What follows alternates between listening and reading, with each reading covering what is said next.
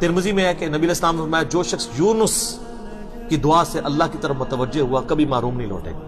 ला इलाहा इल्ला अंता सुब्हानका इन्नी कुन्तु मिनज़ ज़ालिमीन। सर क्या बात है, क्या बात है। ये सय्यदुल इस्तिग़फ़ार है। दुनिया में अपनी कमजोरी अपने रब के सामने मांगने के लिए बेस्ट अल्फाज, आसान तरीन, मुख्तसर तरीन यही है, ला इलाहा इल्ला अंत, अल्लाह तेरे सिवा कोई माबूद नहीं, सुबहानक तू तो पाक है, तू गलती नहीं करेगा, इन्नी कुन्तु मिनज़ ज़ालिमीन, मैं तो गलती करूंगा, मैं तो इंसान हूं ना, तो बस माफ कर दे।